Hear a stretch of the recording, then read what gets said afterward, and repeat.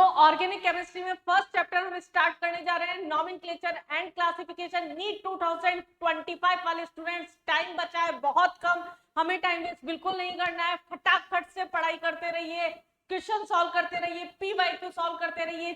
Channel को साथ में सब्सक्राइब करके रखिए, जिससे आपको वन शॉट कंप्लीटली 10 घंटे के अंदर लास्ट में पूरी केमिस्ट्री मिल जाए, 3-3 घंटे में। पिछली बार की तरह ही मैं आपको कंप्लीट केमिस्ट्री प्रोवाइड करने वाली हूं लास्ट में। अभी हम चैप्टर्स की बात करते हैं। अभी भी चैनल को आपने सब्सक्राइब नहीं किया तो पहले चैनल को सब्सक्राइब कर लीजिए। हम इनऑर्गेनिक कंप्लीट कर चुके हैं, periodic table, chemical bonding, coordination, compound, D and F block and P block, मैं सब कुछ आपको एक बार वन शॉट 1 डे का दे चुकी हूं यहाँ पर। अब हम नेक्स्ट स्टार्ट करने वाले हैं यहाँ पर केमिकल बॉन्डिंग, यहाँ पर इसके बाद में यहाँ पर ऑर्गेनिक केमिस्ट्री में नॉमेनक्लेचर। नॉमेनक्लेचर की अगर हम बात करते हैं, पहले सिग्मा पाई इतना सबको थोड़ा सा आइडिया होगा बेसिक, हम सीधा आईयूपीएसी से बात करते हैं यहाँ पर। अगर हम बात करते हैं आईयूपीएसी की अगर हम बात कर रहे हैं किस तरह से कोई भी नाम लिखा जाता है, तो उसके लिए आपको सबसे पहले क्या पता होना चाहिए, वर्ड रूट पता होना चाहिए।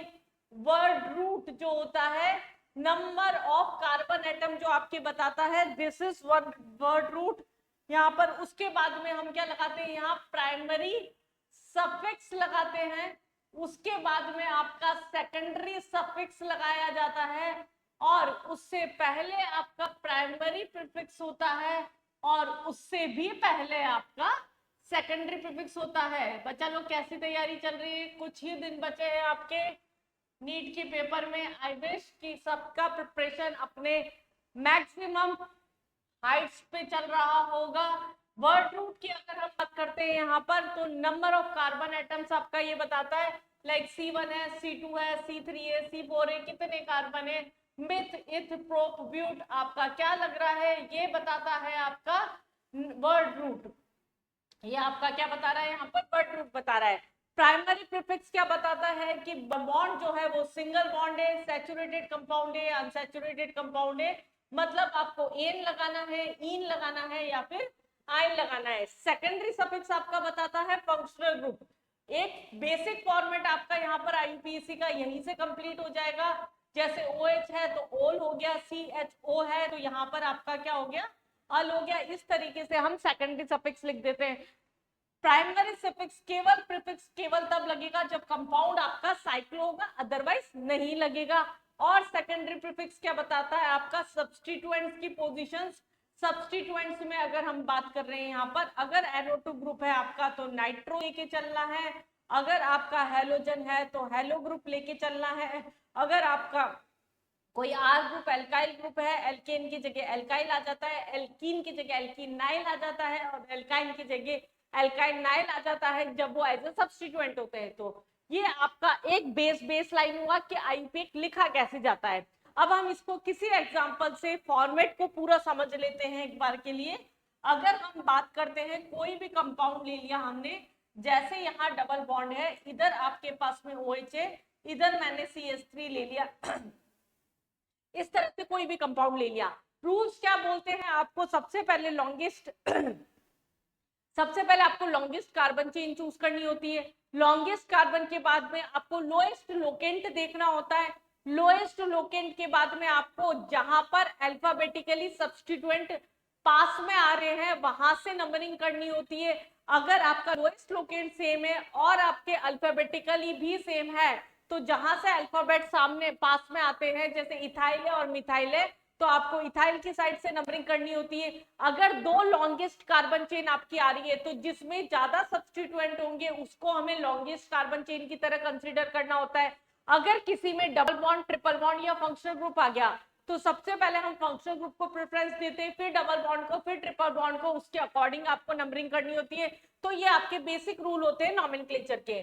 जैसे अगर हम यहाँ लॉन्गेस्ट कार्बन चेन की बात करते हैं, सीधा दिख रहा है आपको 1 2 3 4 एंड 5, ये हमारे पास में क्या हुआ, एक बेसिक कंपाउंड हुआ। सबसे पहले सेकेंडरी प्रीफिक्स लिखना है, मतलब थर्ड पोजीशन पे आपका मिथाइल हो गया। ये क्या हो गया हमारे पास में, थर्ड पोजीशन पे मिथाइल हो गया।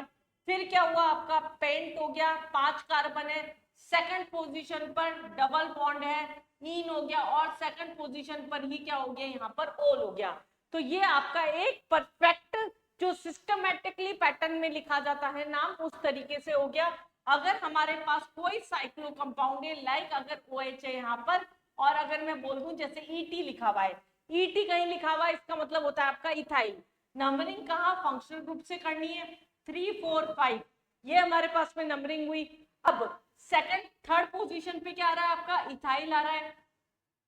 प्राइमरी प्रीफिक्स क्या है, साइक्लो है यहाँ पर, साइक्लो पेंटेनॉल, ये आपका क्या हो गया, यहाँ पर इसका नाम हो गया। तो बेसिकली हमारे पास में क्या है, ये एक आपका जनरल फॉर्मेट हो गया, जिससे आपको IUPAC नेम लिखने में बहुत आराम मिल जाएगा। उसके बाद में अगर हम इसी में बात करते हैं कुछ और ऐसे एग्जांपल्स की जिसमें आप अटकते हैं, लाइक अगर फंक्शनल ग्रुप आ रहा है हमारे पास में, दो फंक्शनल ग्रुप है, लाइक यहाँ पर COOH है, अगर हमारे पास में COOH है, अब इसके अंदर क्या है, जब दो फंक्शनल ग्रुप आ गए तो हमारे पास हमें ये तो पता है कार्बन कंटेनिंग फंक्शनल ग्रुप से हमेशा नंबरिंग करेंगे, तो हमने नंबरिंग कर दी प्रायोरिटी बेस 1 2 3 4। अब ये CHO का गेम अलग चलता है, अगर CHO ग्रुप काउंटेबल है तो उस कंडीशन में हम क्या करेंगे, उसके लिए फॉर्माइल लगाएंगे। नहीं, यहाँ पर अगर हमने इसको काउंट नहीं किया, हमने इनकी नंबरिंग ऐसे कर दी, क्योंकि अगर हम मान लेते हैं कार्बन चेन हमारे पास ऐसे जा रही है, हमने नंबरिंग कर दी इस तरीके से, मतलब CHO ग्रुप को कार्बन अगर काउंट नहीं किया तो हम फॉर्माइल एज अ प्रीफिक्स लगाते हैं, और अगर उसे काउंट कर लिया तो ऑक्सो एज अ प्रीफिक्स लगाते हैं। तो इस चीज का बच्चा लोग थोड़ा सा ध्यान रखिएगा। जैसे नाम है तो ये आपका क्या हो गया, 2 पे आपका मिथाइल है, और फोर्थ पोजीशन पे क्या आ रहा है आपका, फॉर्माइल आ रहा है, लेकिन फॉर्माइल हम पहले लिखेंगे क्योंकि अल्फाबेटिकली लिखा जाता है लिखते टाइम पे। तो 4 फॉर्माइल 2 मिथाइल हमारे पास में हेक्सेन, ये आपका क्या हो गया, इसका IUPAC नेम हो गया। अगर किसी में दो से ज्यादा फंक्शनल ग्रुप आ जाते हैं, फॉर एग्जांपल अगर हम CHO का ही एग्जांपल ले लेते हैं, हमें प्रीफिक्स सफिक्स याद होने चाहिए।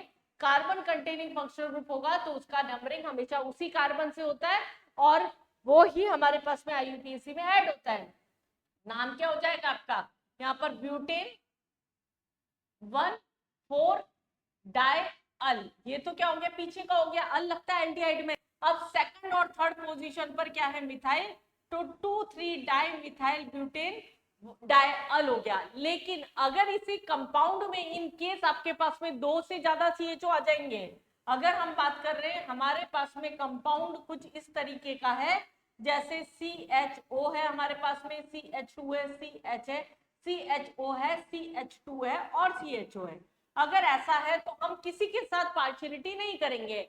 यहाँ पर हमारे पास सारे कार्बन को छोड़ दीजिए, केवल इसको काउंटेबल ले लीजिए 1 2 3, तो ये क्या हो गया, प्रोपेन, और इसके लिए एक अलग से सफिक्स लगता है कार्बेल्डिहाइड 1 2 3, ट्राई अल की जगह क्या लग जाएगा, यहाँ कार्ब एल्डिहाइड लग जाएगा। मतलब कुल मिला के अगर मैं बात करूं तो कार्ब लगा देना है आपको, जैसे अगर कार्बोक्सिलिक एसिड है, ओइक एसिड लगाते हैं, दो से ज्यादा है तो कार्बोक्सिलिक एसिड लगा देना। अगर नाइट्राइल है तो अगर हम ऐसे लगाते हैं एल्कीन नाइट्राइल, तो उसकी जगह कार्ब नाइट्राइल लगा देना। तो ये आपको अलग अलग रट्टा नहीं मारने पड़ेंगे यहाँ पर।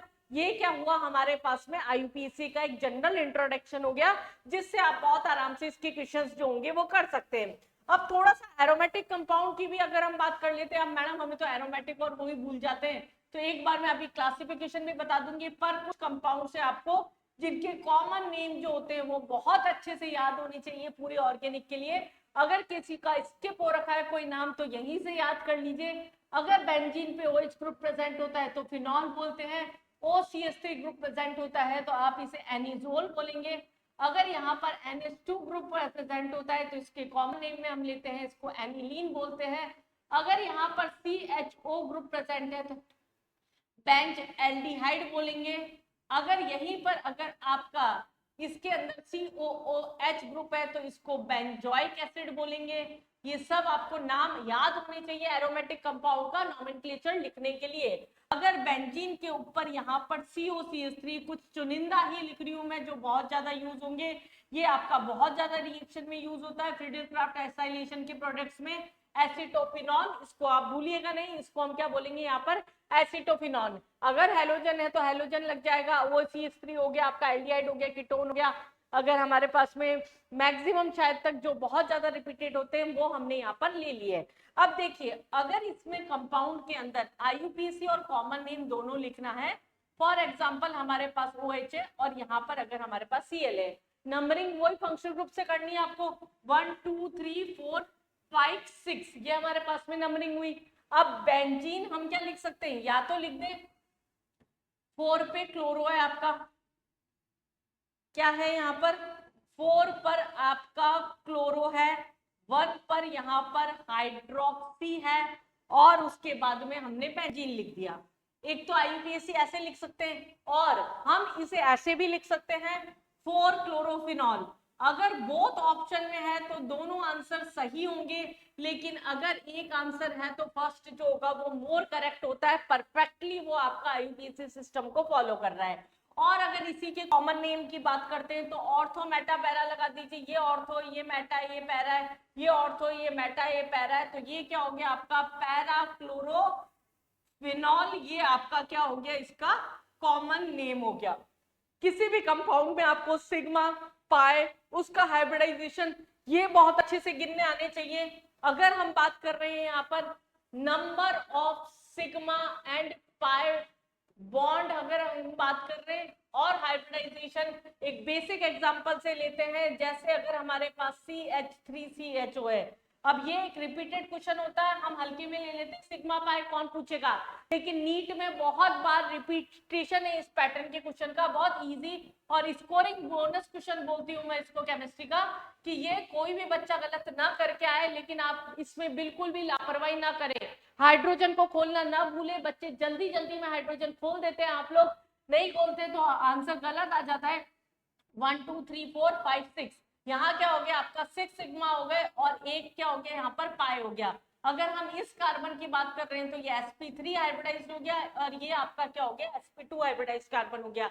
एक ये पैटर्न का क्वेश्चन है आपका जो पेपर के अंदर बहुत ज्यादा आ जाता है, किसी का भी आईयूपीएसी दे देंगे और उसका सिग्मा और पाई के नंबर पूछ लेंगे। ये है आपका एक बोनस क्वेश्चन जो कि आपको अच्छे से +4 की तरफ बहुत आसानी से पेपर में लेके जाता है। अब अगर हम बात करते हैं यहाँ पर, ये टेबल आपको याद होनी चाहिए कि मैडम आपने ओइक एसिड पहले क्यों ले लिया था, एल्डिहाइड को पीछे क्यों लिया, तो आपकी प्रायोरिटी बेस ऑर्डर जो है आपकी सबसे पहले कार्बोक्सिलिक एसिड, फिर उसके डेरिवेटिव मतलब ईस्टर हो गया, एसाइड क्लोराइड हो गया, एसिड अमाइड हो गया और एसिड एनहाइड्राइड हो गया, ये चारों आ जाते हैं आपके, फिर आपका एल्डिहाइड आता है, फिर आपका कीटोन आता है, फिर आपके अल्कोहल आता है। तो ये आपकी प्रायोरिटी टेबल आपकी प्रीफिक्स और सफिक्स के साथ में आईयूपीएसी के लिए आपको अच्छे से याद होनी चाहिए।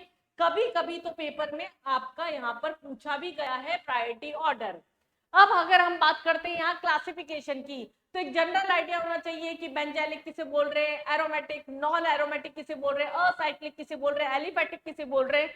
तो हमारे पास ऑर्गेनिक कंपाउंड को साइक्लिक या क्लोज और दूसरा असाइक्लिक और ओपन कंपाउंड में क्लासिफाइड कर रखा है हमने यहाँ पर।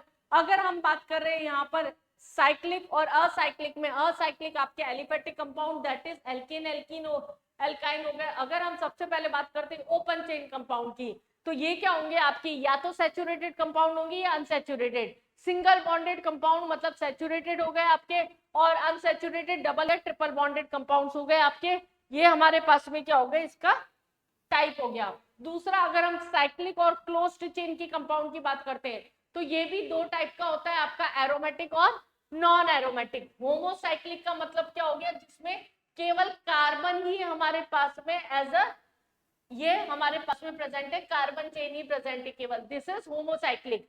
अगर इसी कंपाउंड में लाइक एक नाइट्रोजन घुस गया तो उसको हम क्या बोल देंगे, असाइक्लिक में अगर हम बात कर रहे हैं जैसे साइक्लोप्रोपेन, साइक्लोब्यूटेन, साइक्लोपेंटेन, अगर केवल कार्बन चेन है तो फिर उसको हमने बोल दिया होमोसाइक्लिक में यहाँ पर रिएक्शन में। दूसरा एरोमेटिक कंपाउंड्स की अगर बात कर रहे हैं तो उसमें भी हमारे पास में हो जाएगा होमो और हेटेरो। अगर केवल कार्बन चेन की बेंजीन और उसके अगर हमारे पास में सब्स्टिट्यूएंट्स है, या फिर हम ये बोल सकते हैं जो हकल्स रूल को फॉलो कर रहा है वो क्या हो जाएंगे आपके एरोमेटिक। तो उसमें हम बेंजॉइड और नॉन बेंजॉइड के एग्जांपल ले लेते हैं यहाँ पर, जैसे बेंजीन टॉलिन हमने लिया था, यहाँ पर एनिलीन हो गया, यहाँ पर पैराजाइलिन हो गया, मेटाजाइलिन हो गया, ऑर्थोजाइलिन। जाइलिन क्या होता है, जब CH3 ऑर्थो मेटा पैरा पे भी प्रेजेंट हो एक CH3 के साथ में तो उसको हम जाइलिन बोलते हैं, कॉमन नेम है। तो ये सब क्या हो गए हमारे पास में बेंजॉइड में होमोसाइक्लिक हो गए हमारे पास में। और नॉन बेंजोइड कंपाउंड्स क्या होंगे, जो एरोमेटिक नहीं होंगे हमारे पास में, ये हमारे पास में जैसे है जो हकल्स रूल को फॉलो नहीं कर रहे, ये आपके क्या हो गए, नॉन बेंजोइड एरोमेटिक कंपाउंड्स हो गए, जो सॉरी जो हकल्स रूल को तो फॉलो कर रहे हैं, यहाँ पर नॉन एरोमेटिक, यहाँ पर हमारे पास में एरोमेटिक अगर हम बात कर रहे हैं यहाँ पर, तो एरोमेटिक कंपाउंड्स अगर हम बात कर रहे हैं हकल्स रूल को तो ये फॉलो करेंगे आपका, लेकिन बेंजीन के सब्स्टिट्यूएंट नहीं होंगे। ये हमारे पास बेसिक क्लासिफिकेशन हमें पता होना चाहिए। हेट्रोसाइक्लिक में हम क्या बोल रहे हैं, वापिस होमो और हेट्रो ले लो। होमोसाइक्लिक का मतलब आपका क्या हो गया, जैसे यहाँ पर आपका ऑक्सीजन आ गया, तो ये क्या हो गया आपका अलग से ग्रुप हो गया, यहाँ ऑक्सीजन आ गया, यहाँ 2 ऑक्सीजन आ गए, ये क्या हो गया हमारे पास में बेंजीन पे कोई दूसरा आइटम आ गया, या कार्बन चेन में अगर आपका दूसरा आइटम आ गया, तो उसको हमने क्या बोल दिया यहाँ पर, हेट्रोसाइक्लिक बोल दिया। और एरोमेटिक हेट्रोसाइक्लिक मतलब एरोमेटिक रिंग में लाइक यहाँ सल्फर आ गया, यहाँ ऑक्सीजन आ गया, यहाँ आपका NH आ गया, ये सब क्या हो गए आपके एरोमेटिक हेट्रोसाइक्लिक कंपाउंड्स हो गए। तो ये हमारे पास एक जनरल क्लासिफिकेशन है जो आपको यहाँ पर बिल्कुल अच्छे से पता होना चाहिए ऑर्गेनिक में। अब नीट में आप देख सकते हैं किस तरह के यहाँ पर नॉमेनक्लेचर से भी क्वेश्चन आ जाते हैं। आपका नीट में बड़ी धांधली हुई थी 2024 में, तो आपका रीनीट भी हुआ था। रीनीट का क्वेश्चन देखते हैं अभी हम पहले। जैसे कि अगर हमारे पास में यहाँ कंपाउंड ही ये हमें पता है, फ्लोरीन भी आपका NO2 और C2H5, ये तीनों ही ग्रुप आपके क्या है, अगर आपको ढंग से नहीं दिख रहे तो मैं साइड में बना देती हूँ, तो आप इसका IUPAC से आराम से लिख सकते हैं। NO2 हो गया, यहाँ पर आपका F दे रखा है, और ये आपका C2H5 दे रखा है। तो बच्चा लोग इसमें हमें पता है अगर तीनों की पोजीशन सेम है तो नंबरिंग हम किसके अकॉर्डिंग करेंगे, एन इथाइल फ्लोरो। अगर हमारे पास में ये है तो उस कंडीशन में सबसे पहले आपका क्या आ जाएगा, जहां से सब्स्टिट्यूएंट लोएस्ट लोकेंट छोटे आ रहे होंगे, तो 1 2 यहां से तो चल नहीं सकते, तो 1 2 3 4 5 6, तो 1 पे फ्लोरो हो गया आपका, 4 पे इथाइल हो गया, और 2 पे क्या हो गया, नाइट्रो हो गया। 4 इथाइल 1 फ्लोरो 2 नाइट्रोबेंजीन, ये आपका क्या हो गया, बहुत ही सीधे से आने वाला आंसर था यहाँ पर। सेकंड हमारे पास में क्वेश्चन देखिए, a compound with molecular formula C6H14, अगर हमारे पास में बोला है C6H14 जिसमें 2 टर्शरी कार्बन हो। प्राइमरी कार्बन क्या होता है, जो 1 कार्बन से जुड़ा होता है, सेकेंडरी कार्बन जो 2 कार्बन से जुड़े हुए थे, टर्शरी जो 3 कार्बन से जुड़े होते हैं, क्वाटरनरी जो 4 कार्बन से जुड़े होते हैं। हमने बोला यहाँ पर ऐसा कंपाउंड बनाना है जिसमें हमारे पास कम से कम 2 टर्शरी कार्बन होने चाहिए।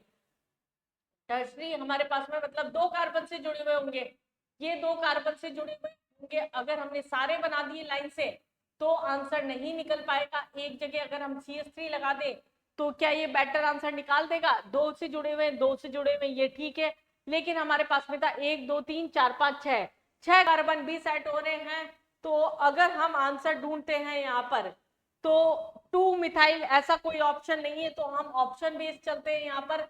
पहला ऑप्शन एन हेक्सेन तो हो नहीं सकता, 2 मिथाइल पेंटेन बना के देख लेते हैं। 2 मिथाइल पेंटेन का मतलब क्या हो गया आपका 1 2 3 4 5, और हमारे पास में ये क्या हुआ, अगला कार्बन ये हमारे पास हुआ। अब इसके अंदर क्या है हमारे पास में, हमें बोला था 2 tertiary primary secondary tertiary 2 tertiary carbon होने चाहिए, यहाँ तो एक ही टर्शरी कार्बन है। तो थर्ड ऑप्शन चेक करते हैं, 2,3 डाइमिथाइल ब्यूटेन, इसका मतलब हमारे पास में ये भी टर्शरी हो गया और आपका ये भी टर्शरी हो गया, तो ये हमारे पास में आंसर हो गया। तो बहुत ही इजी सा क्वेश्चन था, ये भी IUPAC से क्वेश्चन आ रहा है, आराम से टिक मारने वाले क्वेश्चन होते हैं। आप एक बार अच्छे से रूल्स देख के जाइए बस। यहाँ पर अगर हम बात कर रहे हैं फंक्शनल ग्रुप जहां पर पास होगा वहां से नंबरिंग होगी, तो हम नंबरिंग कहां से करें, यहाँ पर 1 2 3 4 हो जाएगा। यहाँ से अगर करते हैं, अगर हम बात कर रहे हैं यहाँ पर B8 से अगर नंबरिंग करते हैं तो 1 2 3 4 5 6 ये नंबरिंग हो जाएगी हमारे पास। यहाँ थर्ड पोजीशन पे ओल आ रहा है आपका, फर्स्ट पोजीशन पे ब्रोमो आ रहा है, फिफ्थ पोजीशन पे क्लोरो आ रहा है, और फोर्थ पोजीशन पे आपका मिथाइल आ रहा है। तो हम क्या देख रहे हैं, 1 पे ब्रोमो, 5 पे क्लोरो, 4 पे मिथाइल और हेक्सेन 3 ऑल आपका फर्स्ट ही आंसर था। तो IUPAC की जो प्रीवियस ईयर क्वेश्चन आपका 2022 का ही क्वेश्चन है ये भी। नेक्स्ट क्वेश्चन आपका 2019 का सिग्मा पाई का क्वेश्चन आ गया। हमें बोला पेंट टू इन, पहले तो हम बना ले फटाफट। पेंट टू इन का मतलब क्या हो गया, सेकंड पोजीशन पर डबल बॉन्ड और फोर्थ पोजीशन पर आपका ट्रिपल बॉन्ड, बस इतना ही करना था। इसके अलावा कुछ नहीं करना था हमें। सिग्मा पाई गिनने 3 4 5 6 7 8 8 आपके हमारे पास में यहाँ पर क्या हो गए, ये यहाँ पर 8 और 9 10 10 तो सिग्मा बॉन्ड हो गए। और हमारे पास में पाई क्या है 1 2 3 4 आइन था आपके पास में, 2 इन 4 आइन, तो 1 2 3 हमारे पास में पाई बॉन्ड के नंबर क्या हो गए 3 हो गए। तो ये आपका आंसर जो होगा वो क्या हो जाएगा, सेकंड हो जाएगा। आप इससे भी निकाल सकते थे सिग्मा पाई, तो आपको सारे ऑप्शन तो सिग्मा तो चेक ही नहीं करने थे, पाई से भी निकाल सकते थे। अगर एक ट्रिपल बॉन्ड और एक डबल बॉन्ड है तो 2 पाई 1 सिग्मा होता है ट्रिपल बॉन्ड में, और 1 पाई 1 सिग्मा होता है डबल बॉन्ड में। तो आईयूपीएससी के क्वेश्चंस आप बहुत आसानी से कर सकते हैं। बच्चा लोग हम ऑर्गेनिक स्टार्ट कर चुके हैं। अगर अभी भी आपने चैनल को सब्सक्राइब नहीं किया तो सब्सक्राइब करके रखिए, क्योंकि नीट का सब कुछ मिलने वाला है आपको यहाँ पर, हर चैप्टर के वन शॉट महामैराथन आखिरी में, जो कि आपको क्विक रिवीजन लेके जाएगा। मैं आपके स्कोर को आराम से केमिस्ट्री में 170 प्लस पे पहुंचा सकती हूँ। लास्ट में सारी नेम रिएक्शंस की ट्रिक, ऑर्गेनिक की ट्रिक्स, इनऑर्गेनिक की ट्रिक्स, मोस्ट एक्सपेक्टेड क्वेश्चन सब कुछ मैं देने वाली हूँ। बस आपको चैनल को सब्सक्राइब करके रखना है।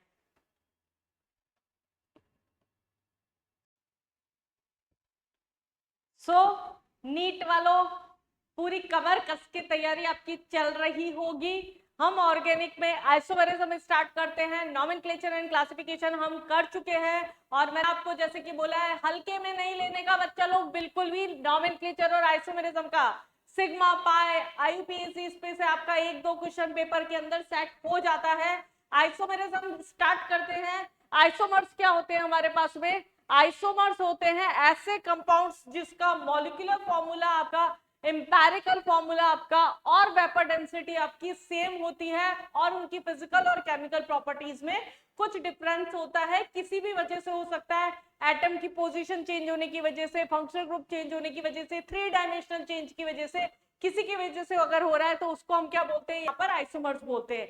आइसोमर्स आपकी 2 कैटेगरी में डिवाइड कर रखा है हमने, स्ट्रक्चरल और स्टीरियो ऑर्गेनिक के अंदर। स्ट्रक्चरल आइसोमर्स आपके क्या होते हैं, जिसमें कार्बन की पेरेंट कार्बन चेन की पोजीशन में चेंज आ जाए, या डबल बॉन्ड की पोजीशन में, या ट्रिपल बॉन्ड की पोजीशन में, या फंक्शनल ग्रुप की पोजीशन में, या फंक्शनल ग्रुप ही बदल जाए, उसको हम क्या लेके चलते हैं, स्ट्रक्चरल आइसोमर्स में लेके चलते हैं। और स्टीरियो के अंदर हम 3 डायमेंशनल चेंज लेके चलेंगे, रेस्ट्रिक्टेड रोटेशंस लेके चलेंगे। ये हमारे पास स्टीरियो का पार्ट होता है। तो फर्स्ट हम यहाँ पर सबसे पहले क्या स्टार्ट करेंगे, चेन आइसोमर्स। चेन आइसोमर्स क्या होते हैं, जिसमें पेरेंट कार्बन चेन में कार्बन की पोजीशन के अंदर चेंज आ जाता है। हम बोल रहे हैं पेरेंट कार्बन चेन में, पेरेंट कार्बन चेन की पोजीशन में कैसे, जैसे ब्यूटेन है आपके पास में, ब्यूटेन एक मिथाइल उठा यहाँ लगा दिया, ये क्या हो गया 2 मिथाइल प्रोपेन हो गया। सिमिलरली अगर हमारे पास में ब्यूट 1 इन है, एक मिथाइल उठा के यहाँ लगा दिया, 2 मिथाइल ब्यूट 1 इन हो गया। तो ये क्या हो गया, कार्बन की पेरेंट कार्बन चेन में से कार्बन की पोजीशन के अंदर आपका चेंज आ रहा है। इसको हमने क्या बोल दिया, चेन आइसोमर। देखते से ही पता पड़ता है बहुत आसानी से। दूसरा हम बोल रहे हैं यहाँ पर पोजीशन आइसोमर। पोजीशन आइसोमर में क्या होगा, डबल बॉन्ड, ट्रिपल बॉन्ड या फंक्शनल ग्रुप की आपकी पोजीशन बदल जानी है। जैसे अगर हमारे पास में ब्यूट 1 इन है, ये क्या हो गया आपका ब्यूट 2 इन हो गया, कार्बन की पोजीशन में चेंज आ गया, तो उसको हमने क्या बोल दिया, चेन। और अगर डबल बॉन्ड, ट्रिपल बॉन्ड या फंक्शनल ग्रुप की पोजीशन में चेंज आ रहा है, जैसे ब्यूटेन नॉन था, ब्यूटेन 2 ऑल हो गया, तो इसको हमने क्या बोल दिया, फंक्शनल आइसोमर बोल दिया। Cl हमारे पास में उठ के यहाँ पर आ गया, ये भी फंक्शनल। इसके एक स्पेसिफिक कंडीशन और अलग से होती है, अगर सब्स्टिट्यूएंट कार्बन चेन में कार्बन की पोजीशन में चेंज आ रहा है। जैसे मिथाइल हमारे पास में यहाँ पर क्या है, प्रोपाइल सब्स्टिट्यूएंट कार्बन चेन है, ये भी पोजीशन आइसोमर का एग्जांपल होता है। ये एक स्पेशल केस है। अगर नॉर्मल पेरेंट कार्बन चेन की कार्बन की पोजीशन में चेंज आ रहा है तो चेन, अगर सब्स्टिट्यूएंट कार्बन चेन की कार्बन की पोजीशन में चेंज आ रहा है तो उसको हम क्या बोलते हैं, यहाँ पर पोजीशन आइसोमर्स बोलते हैं। नेक्स्ट अगर हम बात करते हैं रिंग आइसोमर्स की, रिंग आइसोमर्स क्या होते हैं, जिसके अंदर जो लीनियर कंपाउंड होगा वो साइक्लिक कंपाउंड के साथ में सेम फॉर्मूला रख रहा है लेकिन साइक्लिक कंपाउंड में कन्वर्ट हो गया। जैसे अगर हम बात कर रहे हैं प्रोपीन है और साइक्लोप्रोपेन हो गया, तो ये आपस में क्या हो गए, रिंग आइसोमर हो गए। रिंग फंक्शनल भी हो सकते हैं, जैसे अगर हमारे पास में रिंग चेन भी हो सकते हैं। जैसे अगर हमारे पास में साइक्लोपेंटेन है, हम इसको ऐसे भी बना सकते हैं 1 मिथाइल साइक्लोब्यूटेन। हम इसको ऐसे भी बना सकते हैं 1 डाइमिथाइल साइक्लोप्रोपेन। और हम इसको ऐसे भी बना सकते हैं, ये हमारे पास में हो गया। और हम इसको ऐसे भी बना सकते हैं कितने नंबर ऑफ मॉलिक्यूल्स यहाँ पर फॉर्म हो जाएंगे। तो ये हमारे पास में क्या हो गया, रिंग आइसोमर हो गया। रिंग के बाद में हमारे पास में यहाँ पर आता है फंक्शनल आइसोमर। फंक्शनल आइसोमर्स क्या होते हैं आपके, जिसमें फंक्शनल ग्रुप ही बदल जाए, फंक्शनल ग्रुप ही बदल जाए। जैसे यहाँ पर हमारे पास में लिया हमने मीथेनल, और मीथेनल से तो बनेगा नहीं क्योंकि एसीटोन कीटोन होता है इसका। तो अगर हम बात कर रहे हैं मीथेनॉल, लाइक इथेनॉल ले लिया अगर हमने, कार्बन की पोजीशन में यहाँ पर क्या है, 3 कार्बन, ये क्या है C2H6O है। दोनों कंपाउंड का फॉर्मूला सेम है हमारे पास में, यहाँ पर CH3O CH3 ईथर बन गया इसका। सिमिलरली एल्डिहाइड है तो उसका कीटोन बना दिया हमने। ऐसे ही अगर एसिड है तो उसका एनहाइड्राइड बन जाएगा। ये ट्रिक्स है इनकी, जो सीधा सीधा हम क्वेश्चंस में इजीली एलिमिनेट कर सकते हैं प्रोडक्ट। जैसा क्या डाई मिथाइल ईथर, अगर हमारे पास में फंक्शनल आइसोमर है तो सबसे पहले तो हम अल्कोहल ढूंढे उसमें, अल्कोहल के बाद हम ये भी देख सकते हैं कि किस उसके अंदर कार्बन चेन किसमें सिमिलर आ रही है। ऐसे ही अगर हम साइनाइड की बात कर रहे हैं तो आइसोसाइनाइड हो जाएगा। नाइट्रो है तो ऑप्शन में सबसे पहले ऐसी नाइट्रो ढूंढो, कीटो है तो इनॉल फॉर्म ढूंढो, अमाइड है तो ऑक्साइड ढूंढो, यहाँ पर अमाइन है तो प्राइमरी सेकेंडरी टर्शियरी अमाइन ढूंढो। तो हम बहुत आराम से यहाँ पर फंक्शनल ग्रुप भी आइडेंटिफाई कर सकते हैं। थोड़ा सा जो अटकते हैं वो है मेटामेरिज्म। मेटामर्स किसी को याद है? मेरे बताने से पहले थोड़ा सा सोचिए, आपका रिवीजन जल्दी आऊंगा और आप अपने आप को भी सेल्फ एनालाइज भी कर सकते हैं साथ साथ में, कि मैम ने जो टर्म बोली उससे पहले हम सोचे कि क्या हम सही बोल रहे हैं, क्या हमें सब कुछ सही से याद है। तो मेटामेरिज्म क्या होता है, किसी भी bridge functional group, bridge functional group मतलब जिसके दोनों तरफ आपके अल्काइल ग्रुप प्रेजेंट होंगे, उनके आसपास में अगर हमारे पास में कार्बन चेन की पोजीशन बदल रही है तो उसको हम क्या बोल रहे हैं, यहाँ पर मेटामर बोल रहे हैं। जैसे ऑक्सीजन हो गया, सल्फर हो गया, CO ग्रुप हो गया, COO ग्रुप हो गया, CONH हो गया, इनके दोनों तरफ क्या हो गया आपका RR ग्रुप प्रेजेंट होता है। अब इसमें भी ऐसा जरूरी नहीं है कि ब्रिज होगा तो वो मेटामर शो करेगा ही करेगा। जैसे अगर हमने बात करी यहाँ पर मिथाइल प्रोपाइल, अगर हम ईथर की बात कर रहे हैं तो इसमें तो पोजीशन चेंज हो सकती है। इस कार्बन को हमने यहाँ ले लिया तो इथाइल, इथाइल हमारे पास में, ये तो अमाइन का एग्जांपल हो गया, इसका ये रहा मेटामर। यहाँ पर क्या हो गया इथाइल, इथाइल ईथर, ये हमारे पास में यहाँ पर फॉर्म हो रहा है। तो यहाँ पर क्या है, आपके दोनों तरफ अल्काइल ग्रुप की पोजीशन यहाँ पर बच्चा बदल गई। तो ये हमारे पास में क्या हो गई, मेटामर की कंडीशन, आपकी यहाँ पर मेटामर की कंडीशन हो गई। लेकिन अगर हमारे पास में लाइक ईथर ऐसा ही होता कि CH3C2H5, तब ये मेटामेरिज्म शो नहीं करेगा क्योंकि इसका CH2 भी यहाँ उठ के आ जाएगा, तब भी ये C2H5 को CH3 ही बनेगा। तो ब्रिज का मतलब जरूरी नहीं है कि वो मेटामर शो करेगा, आपको चेक करना पड़ेगा उनके आसपास में अल्काइल की पोजीशन चेंज हो रही है या फिर नहीं हो रही। This is about metamerism. और इसी के साथ में हम टोटामेरिज्म, जिसको डेस्मोट्रोपिज्म भी बोलते हैं, काफी बच्चों को ये टर्म नहीं पता होती कि ये हमारे पास में डेस्मोट्रोपिज्म भी कहलाता है, जिसके अंदर हमारे पास में अल्फा कार्बन प्रेजेंट होना चाहिए।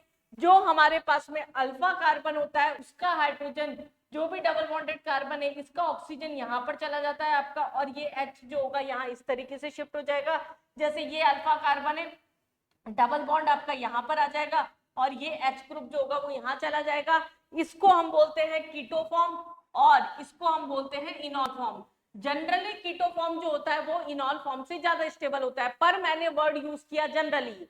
अगर किसी कंपाउंड में 2 OH ग्रुप पास पास में आ रहे हैं और वहां पर हाइड्रोजन बॉन्डिंग आ जाएगी तो उस कंडीशन के अंदर इनॉल फॉर्म जो होगा वो ज्यादा स्टेबल हो जाएगा आपका कीटो फॉर्म से।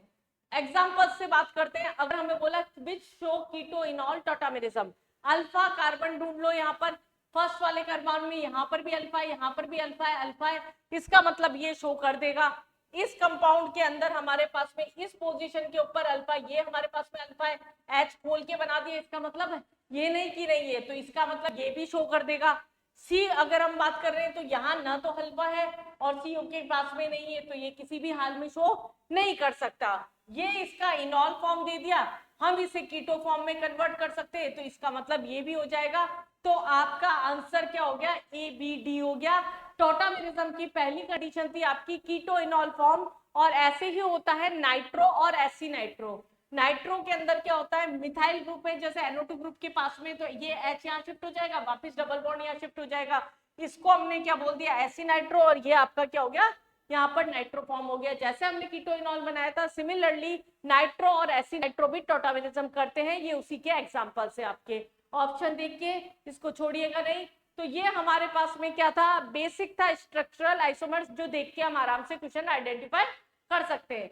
नेक्स्ट बात करते हैं हम यहाँ पर कॉन्फॉर्मेशन आइसोमर, स्टीरियो आइसोमर्स के अंदर अगर हम बात करते हैं कॉन्फिगरेशनल की बात कर रहे हैं। कॉन्फिगरेशनल मतलब क्या हो गया, 3 डायमेंशनल क्या चेंज आ रहा है किसी भी स्ट्रक्चर के अंदर। अब यहाँ पर हमें पहला क्या लेना है, ज्योमेट्रिकल आइसोमर्स लेना है। ज्योमेट्रिकल आइसोमर्स की कंडीशन क्या होती है, C double bond C, C double bond N, N double bond N, C double bond N, किसी के भी सराउंडिंग में रेस्ट्रिक्टेड रोटेशन हो रहा है। रेस्ट्रिक्टेड रोटेशन का मतलब क्या हो गया, एक ग्रुप को फिक्स रख के रेस्ट्रिक्टेड रोटेशन डबल बॉन्ड की सराउंडिंग में p ऑर्बिटल्स की ओवरलैपिंग के कारण उसको हम क्या बोल रहे हैं, ज्योमेट्रिकल आइसोमर्स बोल रहे हैं। एक को फिक्स रख के दूसरे को उसके रेस्पेक्ट में रोटेट किया जा रहा है। तो यहाँ पर जो हम पहला फॉर्म पढ़ते हैं दैट इज सिस ट्रांस, जो कि आप में से सारे बच्चे ऑलमोस्ट जानते होंगे। सिस ट्रांस क्या होता है, जब डबल बॉन्डेड कार्बन है, अगर हमारे पास में यहाँ पर C डबल बॉन्ड C, अगर दोनों ग्रुप एक साइड में प्रेजेंट है तो हम सिस बोलते हैं। अगर सेम ग्रुप जो है वो अपोजिट साइड पर है तो इसको हम क्या बोल रहे हैं, यहाँ पर ट्रांस बोल रहे हैं। ये सेम साइड पर प्रेजेंट है तो सिस बोलते हैं। अगर ये हमारे पास में सेम साइड पे प्रेजेंट है, सिस बोल दिया। यहाँ डबल बॉन्ड है, ये अपोजिट साइड पे प्रेजेंट है, इसको क्या बोल दिया हमने, ट्रांस बोल दिया। तो ये हमारे पास में सिस ट्रांस की कंडीशंस होती है। अगर हम फिजिकल प्रॉपर्टीज की अगर इनकी बात करते हैं, सबसे पहले अगर डायपोल मोमेंट कंपेयर करते हैं, अगर कोई भी कंपाउंड है, पहले हम एक बेसिक एग्जांपल बना लेते हैं। जैसे कि अगर हम ब्यूटूइन ले लेते हैं, H है, यहाँ पर CH3H है, ये आपका क्या हो गया, सिस हो गया। और C डबल बॉन्ड C, यहाँ पर CH3 CH3 और H है और H है यहाँ पर, ये हमारे पास में क्या हो गया, अपोजिट में है, ट्रांस हो गया, ये सिस हो गया। डायपोल मोमेंट जो होगा, अब सिस का क्या होगा, वेक्टर सम एक साइड में जाएगा तो ओवरऑल वैल्यू क्या होगी, ज्यादा आएगी। तो रिजल्टेंट डायपोल हमारे पास में ज्यादा होता है और ट्रांस में तो क्या होता है, कैंसिल हो जाएगा। कैंसिल कैसे हो जाएगा मैडम, वो भी देख लीजिए।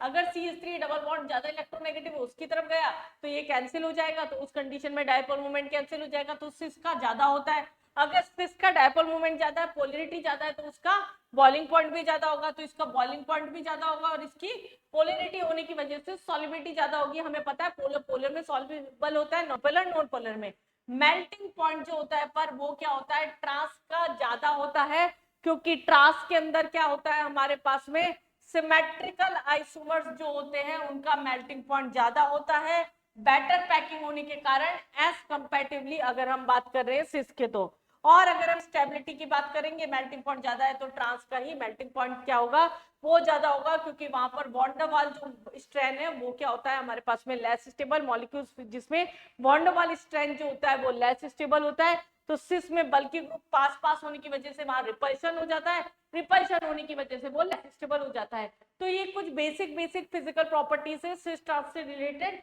जो आपको सुपरफिशियली एक बार पता होनी चाहिए। इसी के साथ में यहाँ पर हम EZ लेने से पहले और भी कुछ कंडीशंस होती है यहाँ पर, इसकी सिस ट्रांस की एजो कंपाउंड्स की भी कुछ कंडीशंस होती है, वो भी ले लेते हैं।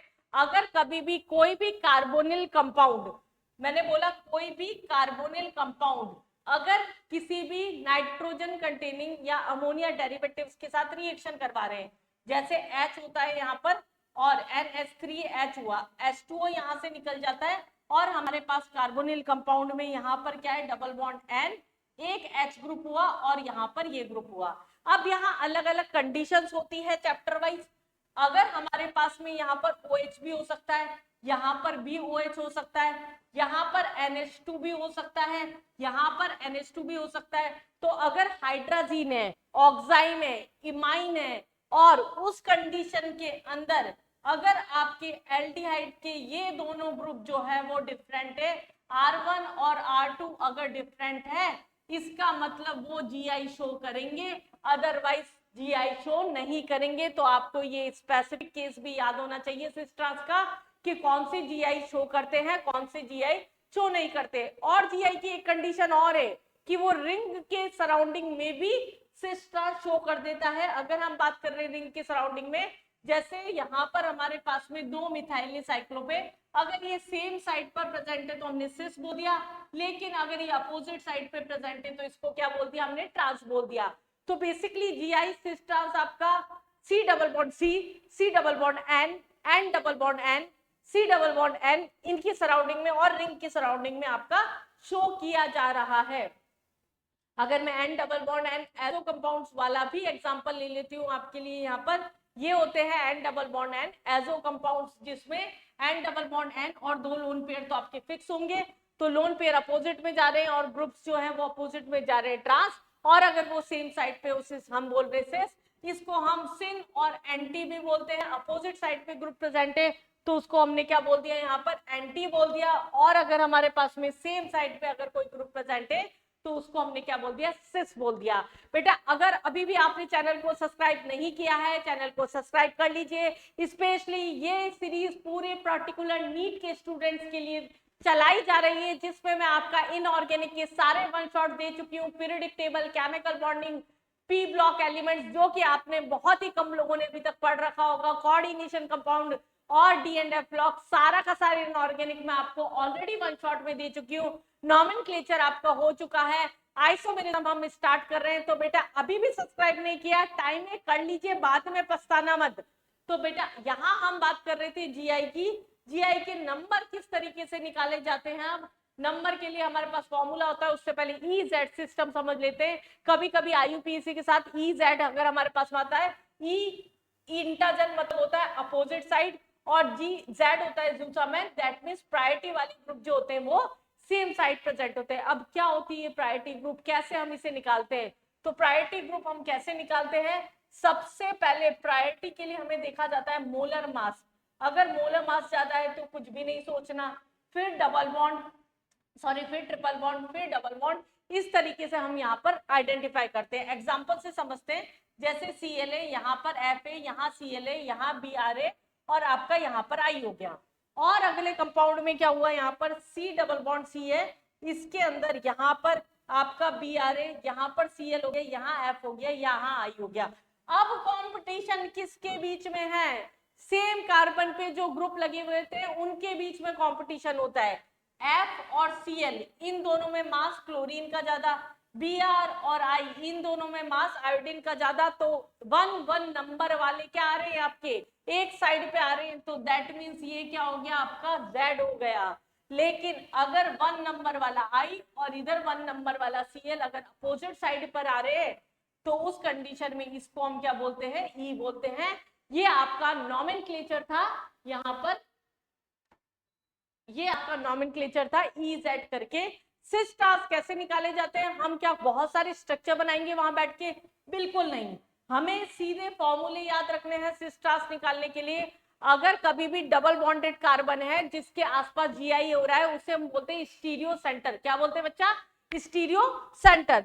अगर उसकी सराउंडिंग में, जैसे C डबल बॉन्ड C है हमारे पास में, दोनों सराउंडिंग वाले जो ग्रुप है R1 और R2, अगर हमारे पास में R1 और R2 जो है वो अगर सिमिलर नहीं है, डिसिमिलर एंड्स हैं, तो उस कंडीशन के अंदर फॉर्मूला क्या होता है आपका 2 की पावर n। जितनी भी स्टीरियो सेंटर है उसको हम क्या कर देंगे, 2 की पावर n कर देंगे। और दूसरा, अगर हमारे पास में सिमिलर एंड्स प्रेजेंट है तो जीआई में स्टीरियो सेंटर के नंबर देखे जाते हैं कि n का नंबर इवन है या n का नंबर हमारे पास में ऑड है। अगर n का नंबर हमारे पास में इवन है तो हम क्या करेंगे, यहाँ पर फॉर्मूले में क्या करेंगे, 2 की power n minus 1 upon plus p minus 1। p क्या है यहाँ पर n/2।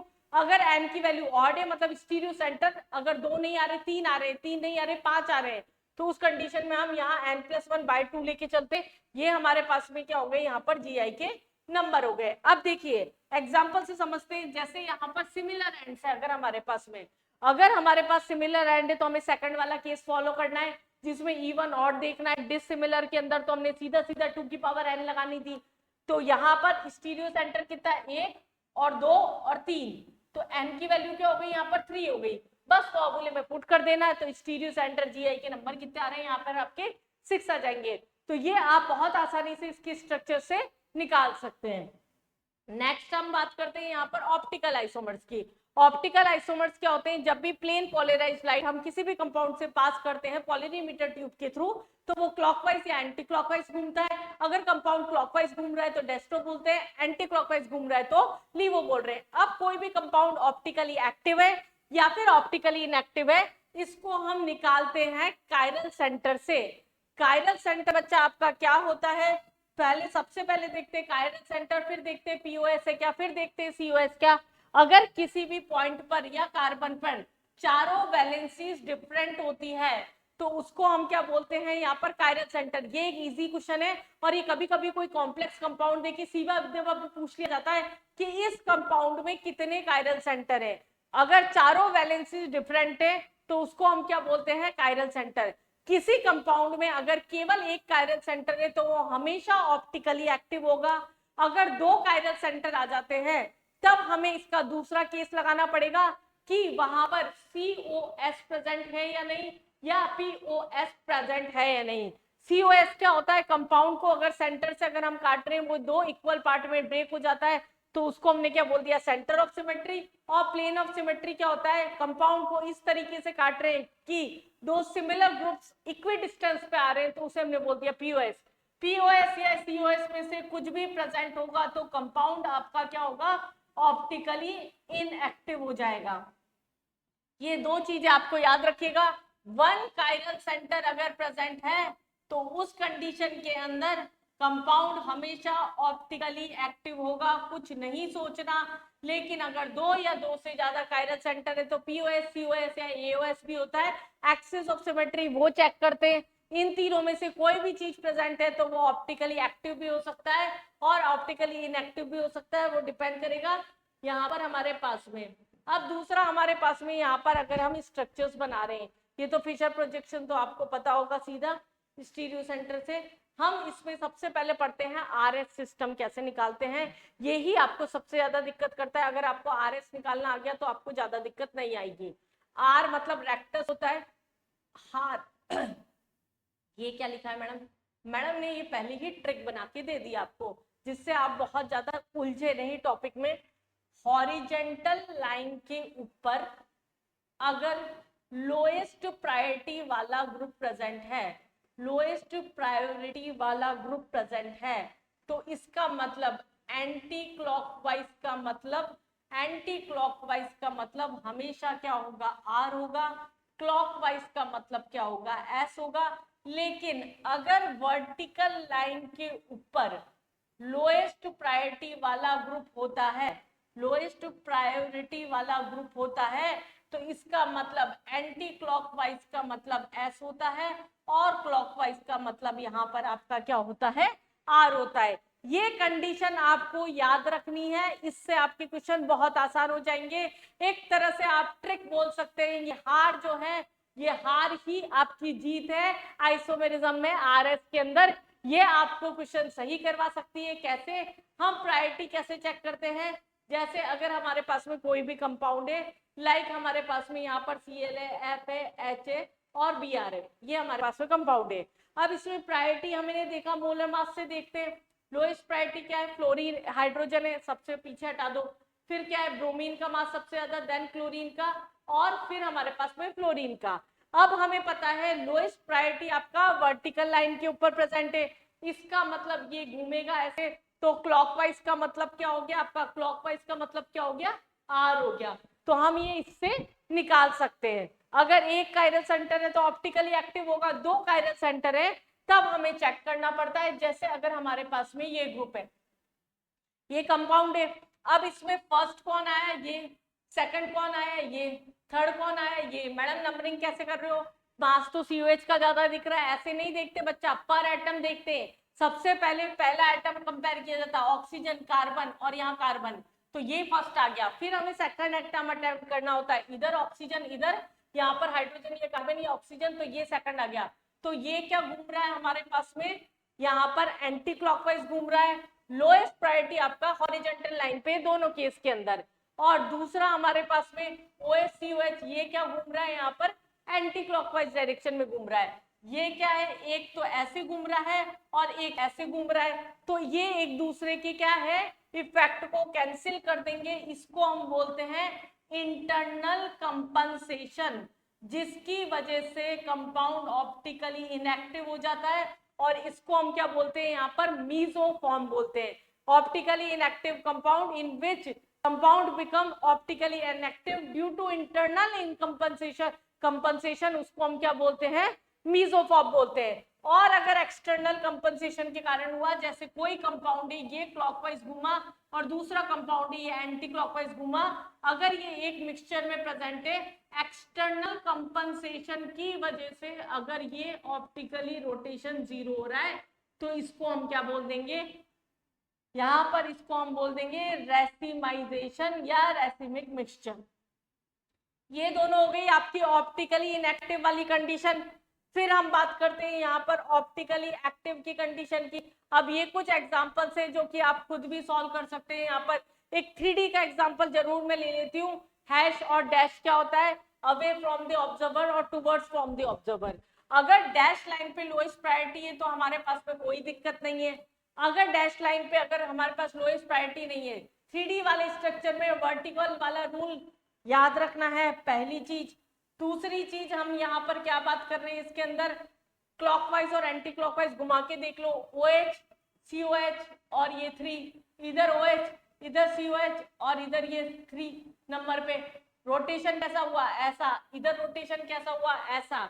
अगर नंबरिंग कर रहे हैं 1 2 3 4 यहाँ पर IUPAC वाली, तो उस कंडीशन में आंसर अगर इधर से देख रहे हैं तो ये क्या आ गया, क्लॉकवाइज में अगर घूम रहा है। एंटी क्लॉकवाइज का मतलब क्या था, आर था हॉरिजॉन्टल पे, तो क्लॉकवाइज में क्या हो जाएगा, एंटी क्लॉकवाइज का मतलब ऐसा हो जाएगा। अगर ये क्लॉकवाइज अगर घूम रहा है, अगर हमारे पास क्लॉकवाइज घूम रहा है तो क्या हो जाएगा, आर हो जाएगा।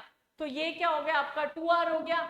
यहाँ एंटी क्लॉकवाइज है, आना क्या चाहिए 2S आना चाहिए, लेकिन अगर ये हैश लाइन पर नहीं है, डैश लाइन पर नहीं है, तो जो आंसर आ रहा होगा उसको हम उल्टा कर देंगे, तो ये भी क्या हो जाएगा 3R हो जाएगा। इस तरीके से हम इनके आंसर जो हैं वो कैलकुलेट करते हैं। अगर डैश लाइन पे प्रायोरिटी वाला है तो ऑर्डर हमें सेम रखना होता है।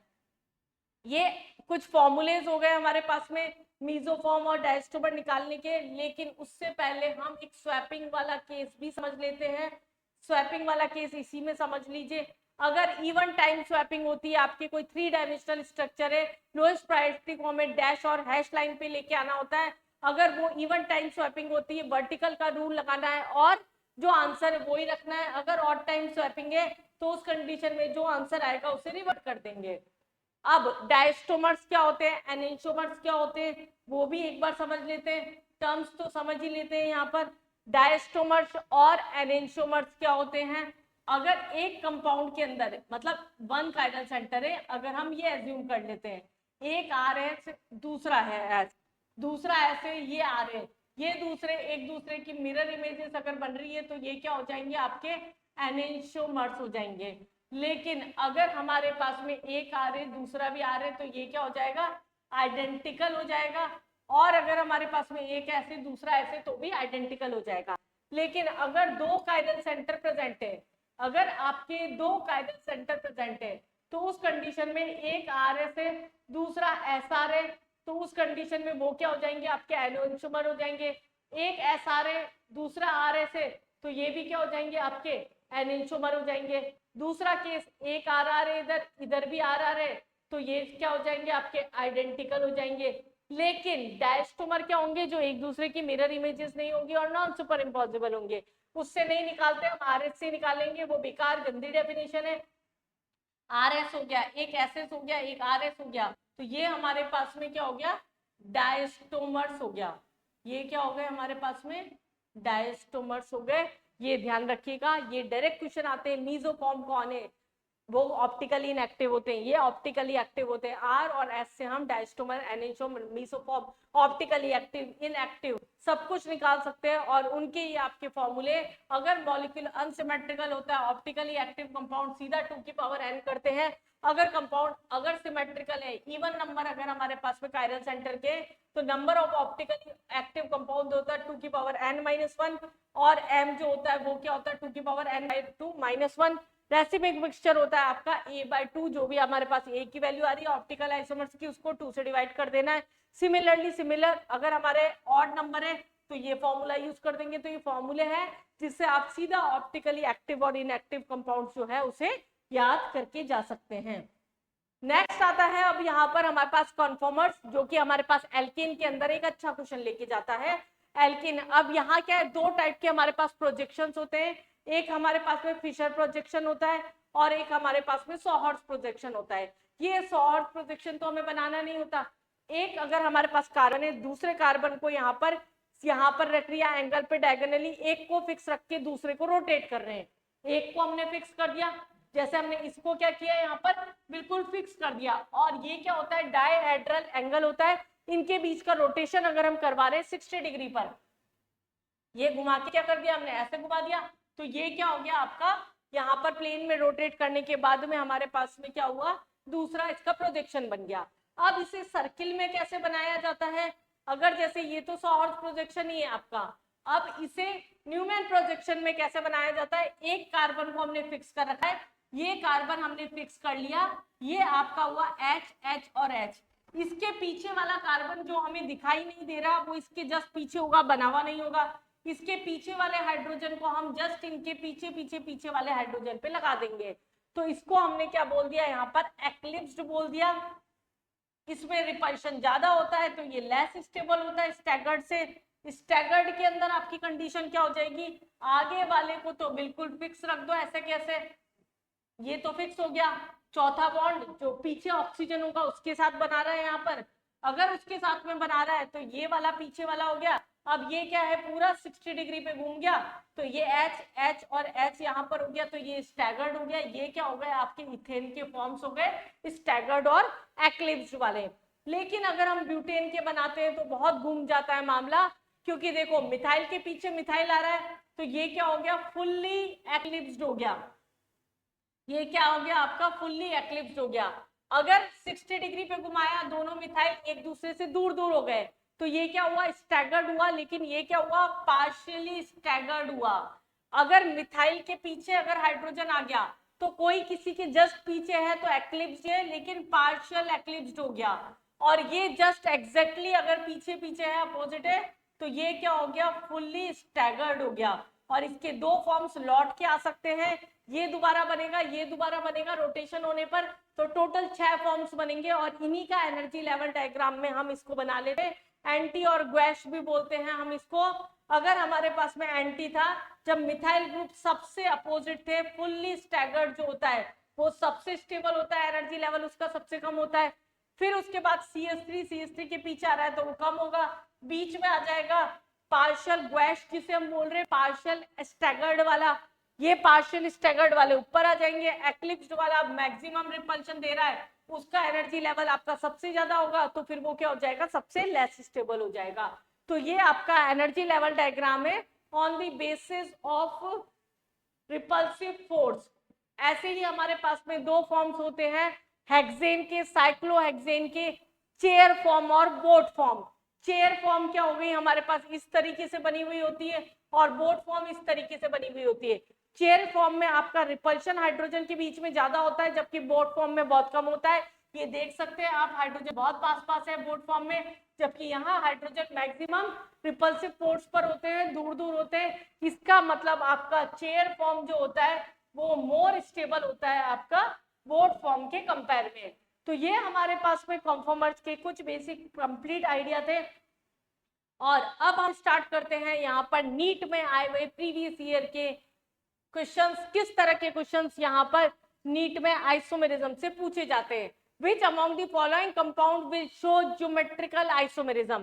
यहाँ पहला क्या बोल दिया आपको, पेंट 1-इन, 1 2 3 4 5, पहला कंपाउंड ये आ गया। दूसरा 2,3 डाइमिथाइल ब्यूटुइन, यहाँ हमारे पास में सेकंड पोजीशन पर 2 मिथाइले, ब्यूटुइन बोला, एक बॉन्ड ज्यादा लग गया यहाँ, ये हो गया। तीसरा हमारे पास में 2 मिथाइल प्रोप 1-इन, यहाँ क्या बोला, 2 मिथाइल पे प्रोप 1-इन, ये हमारे पास हुआ। और 3,4 डाइमिथाइल हेक्स, 1 2 3 4 5 6, और हेक्स 3 1 2 3, थर्ड पोजीशन पे डबल बॉन्ड, और थर्ड और फोर्थ पोजीशन पे मिथाइल। अब हमें क्या देखना है, इनमें से कौन जीआई शो करेगा, कौन जीआई शो करेगा बच्चा, आंसर तो दिख रहा होगा। यहाँ पर दोनों हाइड्रोजन सेम घूमेगा कैसे, यहाँ दोनों मिथाइल ग्रुप घूमेगा कैसे, यहाँ दोनों हाइड्रोजन सेम घूमेगा कैसे। लेकिन अगर हम इस पॉइंट पे बात करते हैं, ये दोनों और ये दोनों आपस में सिस शो कर सकते हैं आराम से, तो फोर्थ क्या हो गया आपका आंसर हो गया। अगर कभी भी डबल बॉन्ड टर्मिनल पे आ जाए, ये ट्रिक बता रही हूं मैं, अगर टर्मिनल पे अगर कभी भी डबल बॉन्ड आ जाए तो वो कभी भी जीआई शो करेगा ही नहीं। Dihedral angle of least stable confirmation, dihedral angle क्या होता है, लीस्ट स्टेबल मतलब CH3 के पीछे CH3, मतलब बिल्कुल भी नहीं घूमा, इसका मतलब 0 डिग्री। तो ये क्या हो गया आपका डायरेक्ट क्वेश्चन था आपका कन्फर्मर से 2021 के अंदर।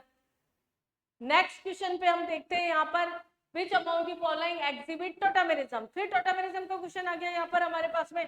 टोटामेरिज्म क्या होता है, जिसमें अल्फा कार्बन यहाँ पर हमारे पास में ब्रिज है, यहाँ तो रोटेशन होगा ही नहीं, ये पैक है, ये पैक है, यहाँ पर भी नहीं होगा, यहाँ अल्फा कार्बन है तो यहाँ हो जाएगा। इसका मतलब थर्ड जो होगा आपका only the answer which show tautomerism. आपको नीट से रिलेटेड केमिस्ट्री में और किस टाइप की हेल्प चाहिए, पढ़ने में कोई दिक्कत आ रही है, किसी टाइप की काउंसलिंग चाहिए, डर लग रहा है इस टाइम पे, थोड़ी सी हिम्मत हार रहे हो, प्लीज मुझे कमेंट सेक्शन में बताइए। मैं अच्छी काउंसलिंग, ठीक ठाक काउंसलिंग कर लेती हूँ, मैं बच्चों को बहुत आराम से गाइड कर सकती हूँ कि 1 महीने के अंदर, बचे हुए में 20 दिन के अंदर आपको क्या कर लेना है।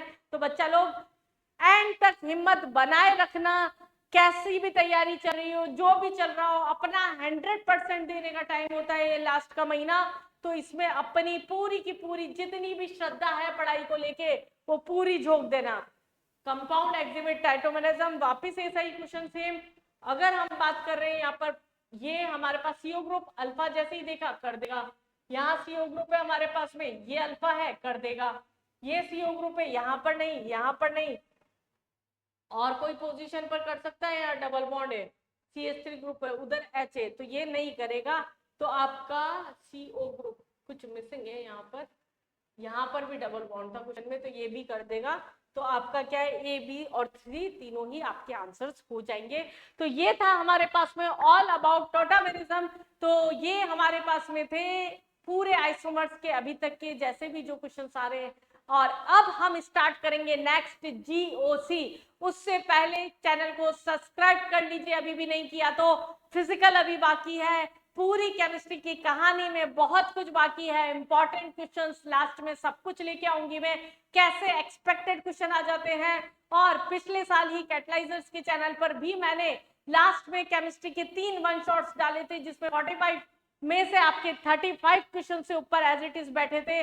तो प्लीज आप उधर चैनल पे जाके भी देख सकते हैं, जो पढ़ाया वही आया, उसका पूरा वीडियो अपलोड है, चैनल को सब्सक्राइब करके रखिए। मिलते हैं, कंटिन्यू करते हैं आगे।